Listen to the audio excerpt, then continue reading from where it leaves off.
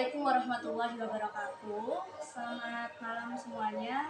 Sebelumnya perkenalkan, nama saya Sabrina Putri selaku mahasiswa dari Universitas Negeri Surabaya, Prodi S1 Ilmu Komunikasi, jurusan Ilmu Sosial, Fakultas Ilmu Sosial dan Hukum dengan NIM 220411041134. Di sini saya bersama narasumber saya, yaitu selaku tokoh masyarakat yang ada di sekitar tempat tinggal saya, yaitu ada Bapak Agus Supriyanto selaku Ketua RW 5 Desa Buruk Kidul, Kabupaten Sidoarjo.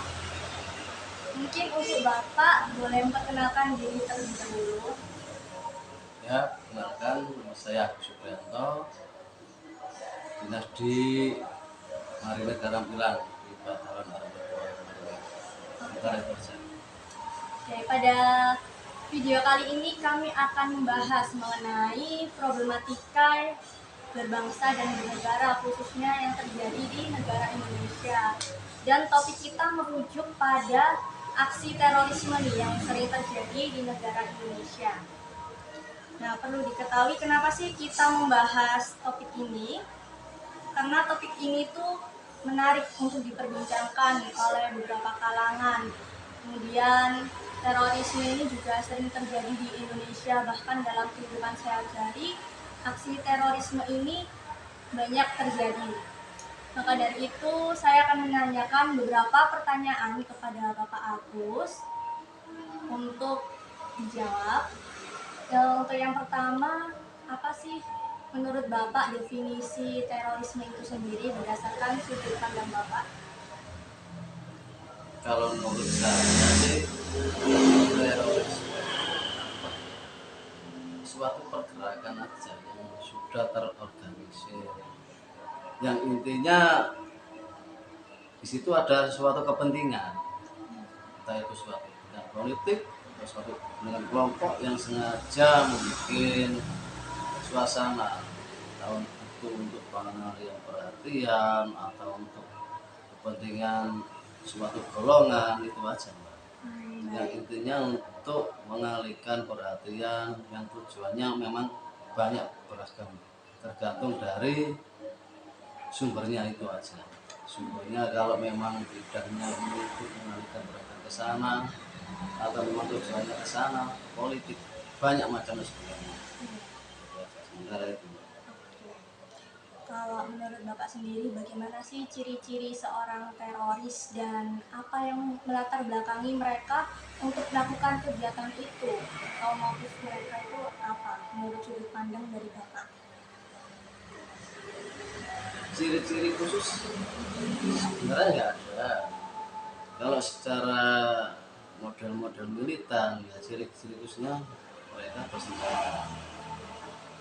Tapi kalau model-model kayak yang sengaja, yang bukan militan, yang tidak bersenjata, banyak kayak penimbul situasi, sengaja mengkondisikan situasi bagaimana di suatu daerah itu dibikin suasana yang ya mencekam, ada biar publik itu nanti fokusnya ke situ. Seumpama, ya mohon maaf, di ibu kota ada kegiatan apa, gitu kan, di suatu daerah ada kegiatan apa, bagaimana publik nggak perhatian ke sana, dialihkan perhatiannya.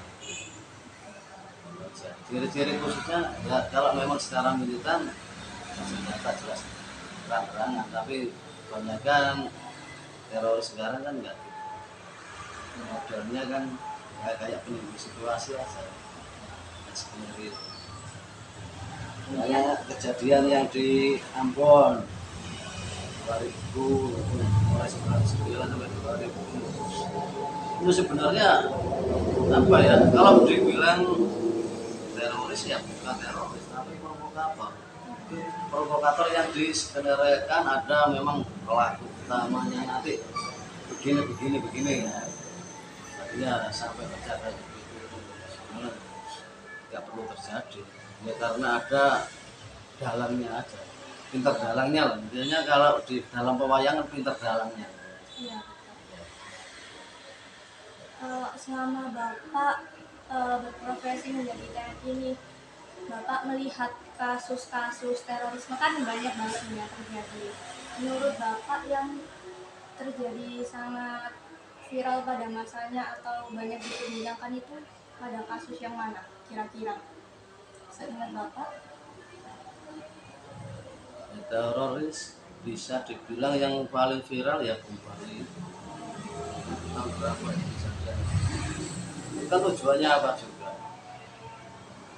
Banyak kepentingan sebenarnya. Ada yang mengaku jihad lah, ada yang begini. Tapi kan kita nggak tahu di balik itu mereka ada pendana apa tidak. Terus mereka yang di balik layarnya ada kepentingan apa tidak. Jadi memang secara politik itu memang kejam. Kalau dibilang politik itu kejam memang benar kejam. Tapi ada yang memang sengaja dibikin sebagai umpan, ada yang korban dan ya semoga aja nanti ke depan politik-politik yang semacam itu nggak ada lagi, biar kehidupan warga negara itu enggak apa ya, enggak menimbulkan resah di masyarakat itu. Jangan sampai mengorbankan masyarakat warga. Terus biasanya apakah ada taktik nih tersendiri dari para pelaku, misalkan apa yang harus dilakukan, menyusun strategi seperti apa yang kebanyakan dilakukan oleh pelaku tersebut?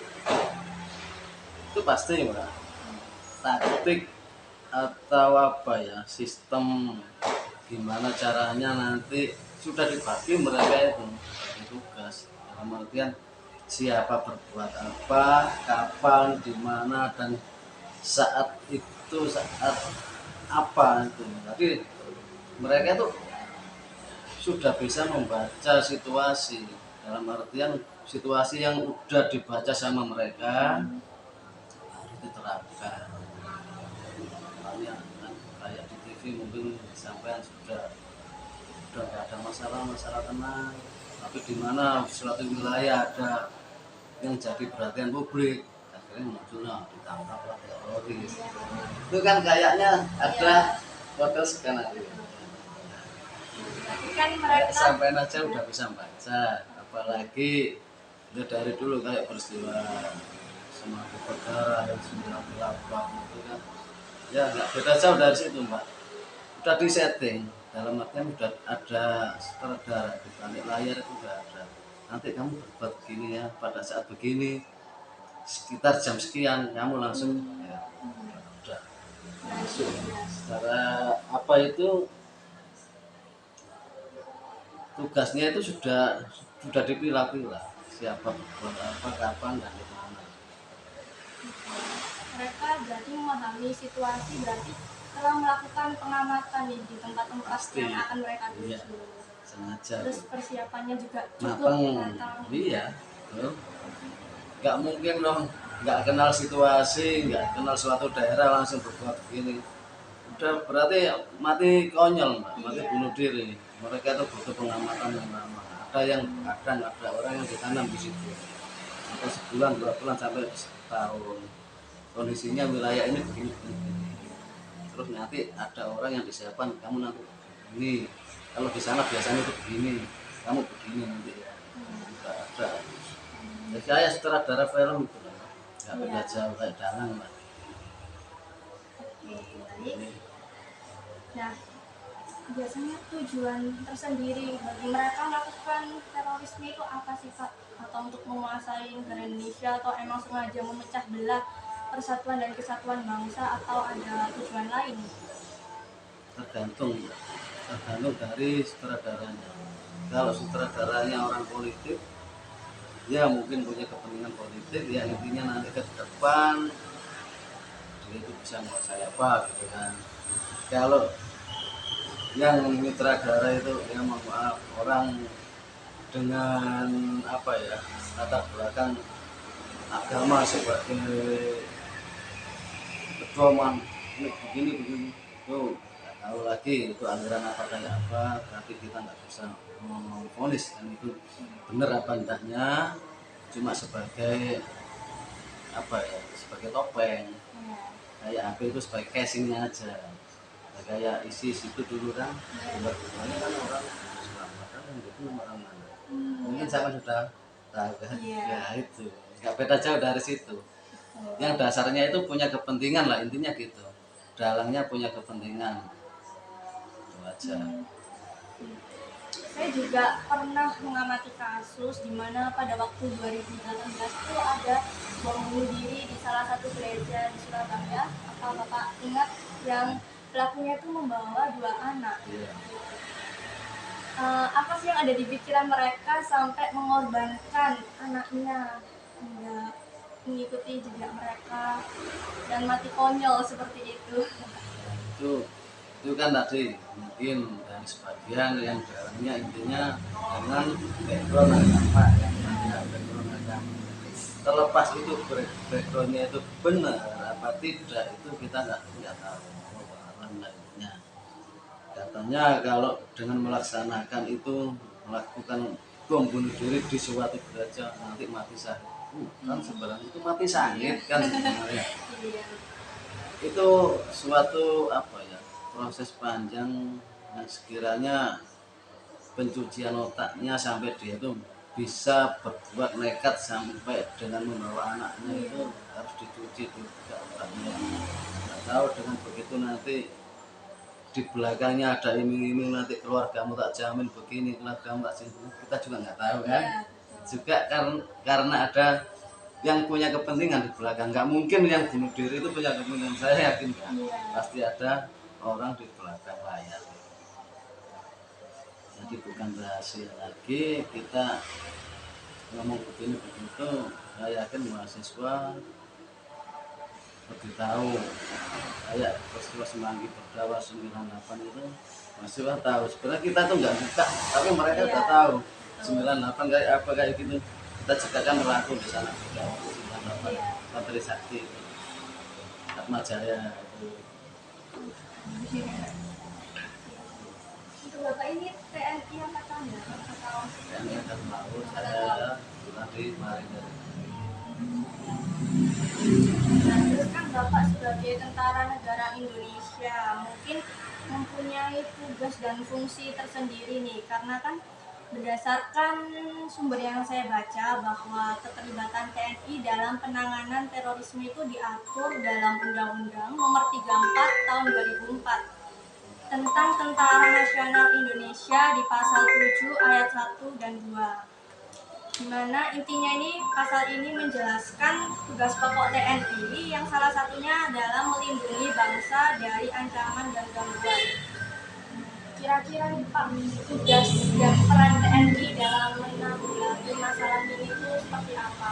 Apakah kayak TNI Angkatan Laut juga terlibat dalam melindungi bangsa ini? Sama Mbak, intinya itu kan apa ya, sudah menjadi suatu berita, suatu ketetapan sama aja. Kayak yang terjadi pengejaran Santoso CS di Poso itu kan, Iya. kita juga terlibat di situ. Di situ juga terlibat menara darat, laut, darat. Di situ dilibatkan dari pasukan-pasukan yang sudah terlatih, yang sudah digembleng khusus untuk pengejaran ini gembong teroris itu. Jadi tugasnya tadi merata ya antara tentara Iya, angkatan kita sama. darat, laut, udara, Udara, masuk Polri juga dari rekan-rekan Brimob itu sama. Kita jadikan satu untuk tim untuk memburu kelompoknya Santoso. Poso itu tahun berapa itu sama juga. Terus bentuk penanganannya sampai pencegahannya mungkin seperti apa? Misalkan dari memburu terus apalagi yang dilakukan mungkin? Kalau sampai dengan dilaksanakan pemburuan dalam artian kayak pengejaran itu kan sudah terendus itu kan ya. Kalau memang belum terendus, jadi tetap kita nanam pohon misalnya. Sama mau yang mau di apa ya targetnya di mana gitu kan enggak. Cuma ini agak dalam kita kita kan di sana berapa bulan orang sebagai mata dan telinga kita. Ada yang sampai setahun itu jualan bakso. Wow, lama. Iya mbak, namanya orang ditanam itu lama. Sudah bentuk model fisiknya juga jangan sampai bentuk DNI lah. Modelnya udah dihilangkan semua. Haruslah. Kalau juga tetangga-tetangga sana itu nggak ada yang sama saya juga sebulan pernah benar baru berangkat. Iya, pengantin baru. Benar. Iya. Tanya namanya Nyak. Saya pulang dari Papua langsung ngurus nikah kan. Nikah komandan datang, terus kamu berangkat lagi siap. Terus nikah, sana nggak pernah pakai lima, semakin lama biasa sinyal juga, nggak pernah potong. Sampai orang sana nggak tahu, sebagian itu nggak tahu dari saya tidak. Cuma karena apa ya, rekan-rekan yang di sana kepingin saya itu mengeluarkan biar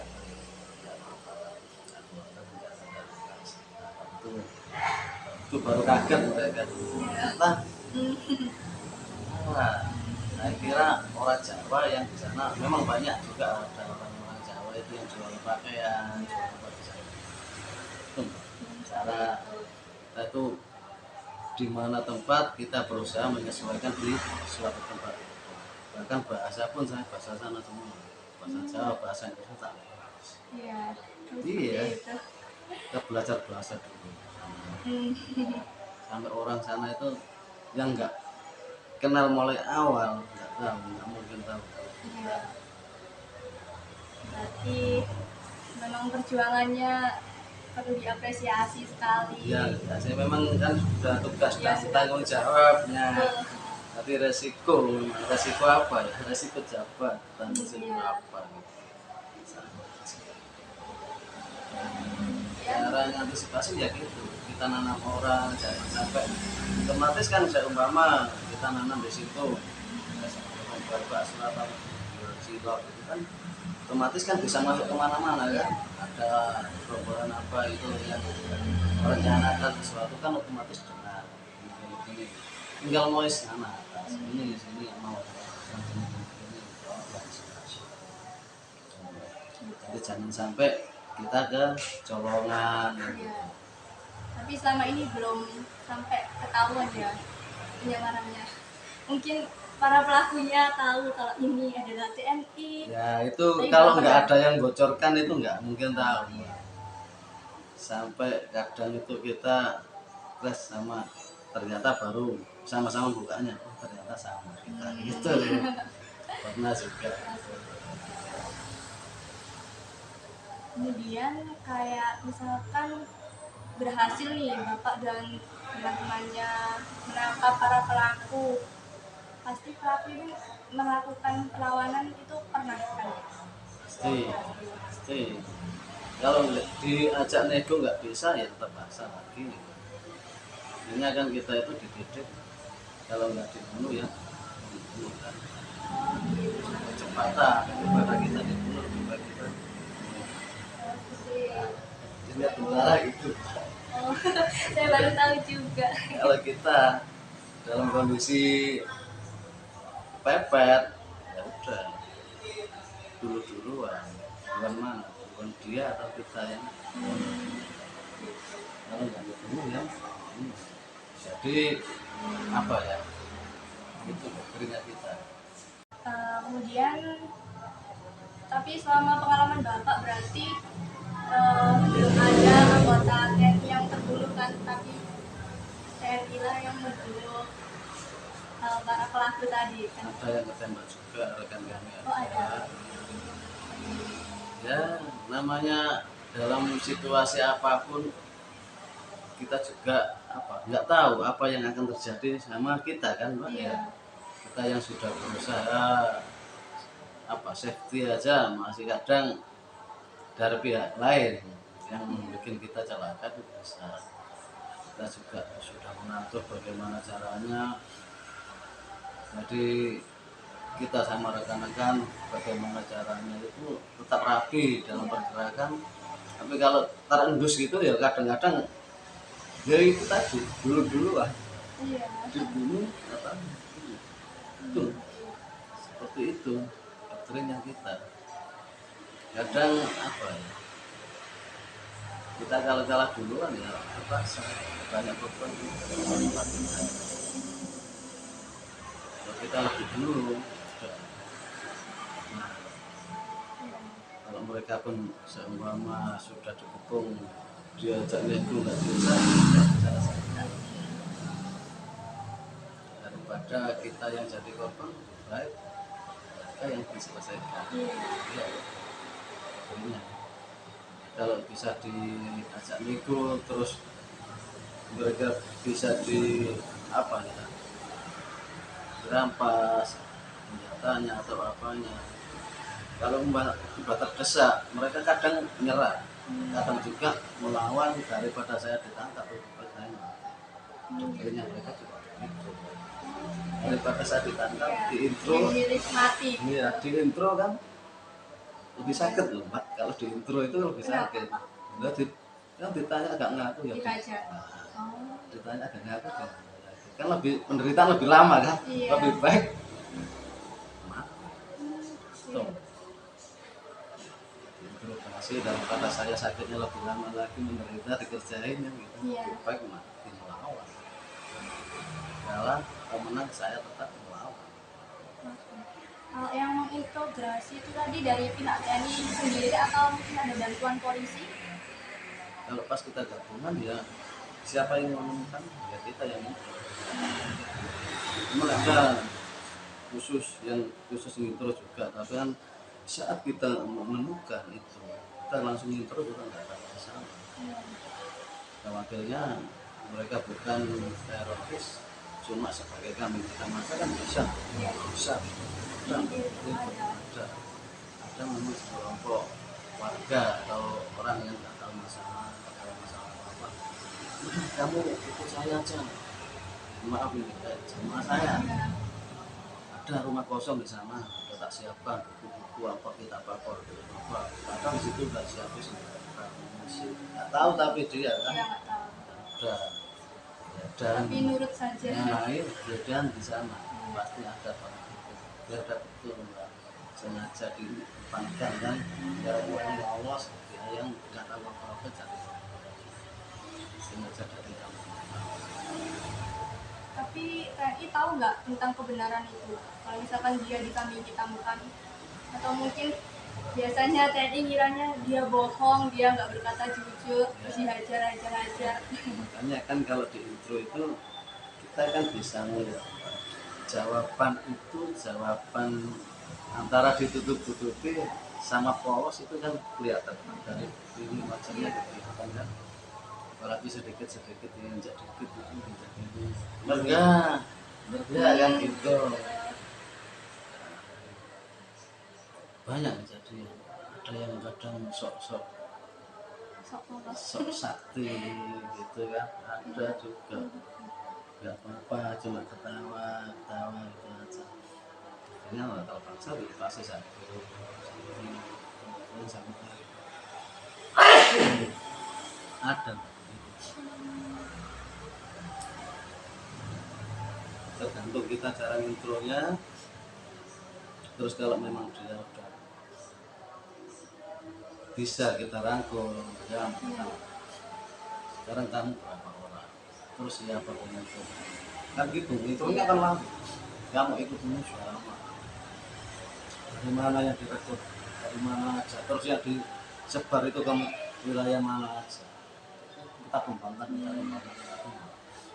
karena apa ya kita sebagai tamengnya negara kan harus tahu sama di sana.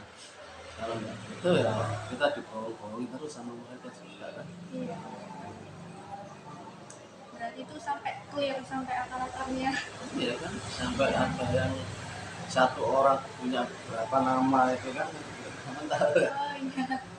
Kalau di wilayah sana namanya si A, kalau di wilayah mana nama si B itu gimana caranya mereka itu di suatu daerah itu kadang nggak terdetek kan gitu kan, karena masih asing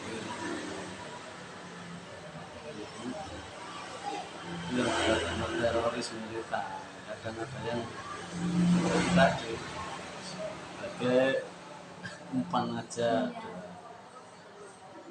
bisa kok itu aja gitu. Biasanya hukuman nih Pak yang diberikan itu paling berat hukuman mati. Ya, seumur hidup ya mati. Tapi kalau mereka memang benar-benar kayak yang di pergerakan Aceh kami itu kan ada yang dilepas karena sudah apa ya ikrar gabung kembali dengan NKRI, ikrar akhirnya dilepas kembali. Ya kita kan ngelepasnya kan nggak syukur ngelepas saja karena dia ikrar gitu aja. Iya. Kan dilihat dari apa ya tingkah lakunya sudah lama begini bisa kelihatan ada perubahan intinya. Terus dilepas pun nggak mungkin langsung dilepas belas gitu, tetap ada pantauan Pak. Benar nggak dia sudah bergabung sama masyarakat itu sudah normal sudah kehidupannya atau masih sembunyi-sembunyi ikut gerakannya dia yang dulu apa enggak, tahu ada pantauan yang mungkin dilepas. Oke. Kemudian kan saya juga melihat kasus yang komunitas bersenjata di Papua yang menahan pilot gitu ya Pak. Tapi kan kayak tidak segera terselesaikan. Apakah itu TNI itu dan polisi menyusun strategi atau bagaimana? Karena kan tidak segera diambil si pilotnya tadi. Kayak Kan menunggu waktu. nunggu apa ya kayak begitu itu kan sudah seperti kalau memang sudah terjadi kayak gitu kita gimana caranya nyawanya si pilot ini masih tetap ada kan kita nggak bisa ngambil tidak kayak yang kayak warga kita yang dibajak di Somalia itu kan pembebasan kapal apa itu ada Pak. Itu kan kita nggak main langsung besar serang, kalau main serang gitu ya selesai juga, warga kita juga selesai juga di situ. Nah, kalau memang masih bisa diajak negosiasi terus nanti tebusannya kayak apa kita kan juga antara itu benar apa tidak kan tergantung situasi juga. Kadang kita juga bisa kadang nego pas ada kesempatan lena mereka langsung kita apresiasi. Sama juga halnya itu sama pilot itu. Kalau memang kan model Sandra kan itu Iya, sama di Somalia itu Sandra berapa itu KM apa itu dulu kan kebetulan komandan kami yang diperintah presiden untuk menyelesaikan di sana itu Pak Alvan Pak Rudin. Tapi Bapak ini berprofesi sebagai TNI udah berapa lama? Baru Pak. Iya baru mulai 95 ya. Iya nih. Jadi baru 27 tahun lah. Sudah lama juga. 27 tahun waktu yang tidak sebentar. 95 saya masuk sampai sekarang 2023. Hampir 28 ya? Hampir 28 Iya. tahun. Karena yang pengabdian 25 tahun itu rencana kan memang kita reuninya sudah lama, kita runding sama rekan-rekan yang sudah tersebar se-Nusantara. Ternyata saat itu ada Mbak Covid-nya itu nggak pulang-pulang kan. Iya. Padahal kita sudah terlanjur booking di Jogja ya, kali kurang itu. Jadi Nusantara itu kumpul di sana semua. Pas kebetulan kemarin juga diundur, baru tahun kemarin dilaksanakan. Jadi ketua 7 tahun pengabdi, ya terpaksa. Saya kan nggak bisa berangkat, saya lagi nggak pulang kan. Oh iya. So nyonya tak tawarin mau berangkat, mau sama anak, udah aja. Pas di sana ya dapat undian Hasilnya bukan undian sih sebenarnya, kan dari letting-letting itu juga kumpul semua. Gitu. Ternyata di situ ya ada dapat TV itu. Tak Oh, kirain, dapat TV lumayan Pak. tak kirain orang kan nggak datang tapi diwakili malah dapat Iya, TV. rezekinya. Iya, jadi saya tak titipkan sama rekan-rekan di sini. Iya. Pas 27 tahun Mungkin ini terakhir pertanyaannya. Biasanya upaya apa Pak yang tepat dilakukan untuk pencegahan dalam menanggulangi aksi terorisme ini, baik yang dilakukan oleh pemerintah maupun seluruh rakyat Indonesia? intinya kerjasama, upaya yang harus kita tanamkan ke masyarakat itu kita saling kerjasama, saling membantu, dalam artian kalau memang ya mohon maaf kayak di sini ada kos-kosan gitu kan ya, dari pihak kos, ibu kos atau bapak kos itu kalau ada warga baru minta tolong dilaporkan ke ya para setempat, dalam arti RT RW. Iya. Jadi kita antisipasi itu, orang kontrak itu juga segera dilaporkan, ini ada penghuni baru atas nama ini, asalnya dari sini. Kalau memang nanti dia itu perlu diwaspadai ya diwaspadai, kalau enggak ya udah kita ajak hukum, kalau itu di sini di kampung apa itu secara kekeluargaan dengan tetangga-tetangga yang lain. Jadi intinya saling kerjasama antara aparat pemerintah, aparat apa TNI, Polri-nya, aparat desa, masuk warga setempat itu saling bantu, itu aja. Nah, terus biasanya paham terorisme ini sering dikaitkan dengan paham radikalisme gitu. Terus kita sebagai para pemuda, khususnya para mahasiswa, mungkin Bapak ada pesan sendiri buat kami, apa yang harusnya kita lakukan untuk menghindari atau mungkin terpengaruh oleh paham-paham tersebut? Ya, pesan kami ya, untuk adik-adik, pemuda-pemuda itu bolehlah kita intinya saling mencari teman kemana, sampai pun ke luar negeri nggak ada masalah, tapi ya tetap pakai protek, dalam artian kita bisa menjaga diri, jangan sampai kita cenderung ke aliran apa gitu kan, jangan sampai kita itu lurus ke situ, nanti kita akan kepengaruh di situ. Proteknya yang kita pakai, kira-kira saya ngikut ke situ ditimbang-timbang lagi antara banyak ruginya atau banyak untungnya, dalam artian kita bukan mencari untung ruginya tapi untuk kedepannya gitu kan ya. Itu kayak pergaulan sama teman kuliah, atau kita kan nggak membatasi pergaulan, semuanya aja bebas, kita bergaul sama siapa aja bebas, yang penting kita tuh bisa menempatkan diri ya. Terus kayak bunglon itu loh, kalau berkumpul dengan bapak-bapak berusaha mengikuti bapak-bapak kayak apa sih, kumpul dengan ibu-ibu. Saya kan di sini juga berusaha kumpul sama pemuda itu kayak apa, pemuda sini lingkungannya di sini kayak apa, jadi begitu. Jadi kita harus bisa menyesuaikan di mana kita bertempat tinggal. Kalau lingkungan di situ begitu, kita berusaha mengikuti. Tapi kalau memang harus diprotek, kita protek. Jangan malah langsung, kejebur nang kono pisan, ya selesai. Nah, kan gitu. Itu aja. Harus pintar-pintar protek diri. Jangan sampai larut dalam pergaulan yang tidak jelas. Pesan kami. Baik, itu pertanyaan terakhir dari saya, Pak. Oke, sekian, terima kasih untuk Pak Agus atas waktunya telah menjadi narasumber saya pada malam hari ini.